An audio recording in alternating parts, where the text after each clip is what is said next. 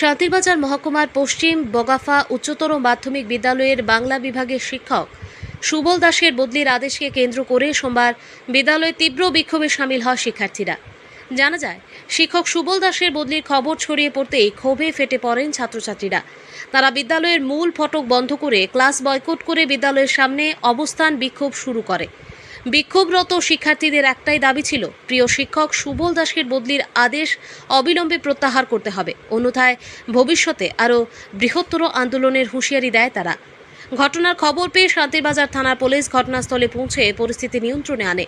পরে জেলা শিক্ষা দপ্তরের ভারপ্রাপ্ত কর্মকর্তারা বিদ্যালয়ে এসে শিক্ষার্থীদের সঙ্গে কথা বলেন এবং শিক্ষক সুবল দাসকে বিদ্যালয়েই বহাল রাখা যায় কিনা সেই বিষয়ে ঊর্ধ্বতন কর্তৃপক্ষের সঙ্গে আলোচনা করার আশ্বাস দেন।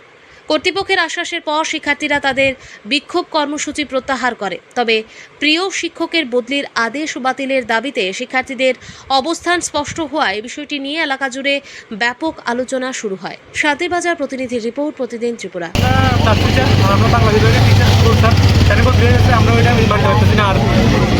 আমরা স্যারের যে বদলি হইব ওইটা শুক্রবারে আমরা জানছি, আর অনেক স্যার ম্যামে তাদের এটা জানছে না। আমরা যেদিন স্যারের জিজ্ঞেস করছি স্যার এটা কেন, আমরা সবাই স্টুডেন্টরা একত্র হয়েছি, ওই সময় আমরা স্যার ম্যাম দ্বারা জিজ্ঞেস হয়েছে কিন্তু স্যার ম্যাম তারাও জানো না। আমরা এটা মানতে পারতেছি না। আমরা স্যাররা আমরা একটাই দাবি, আমরা স্যাররা লাগবো। কোন স্কুল এটা? এটা ওয়েট বক্স স্কুল। কোন বিভাগের টিচার? বাংলা বিভাগের। তার নামটা কি? সুবল দাস। সুবল দাস।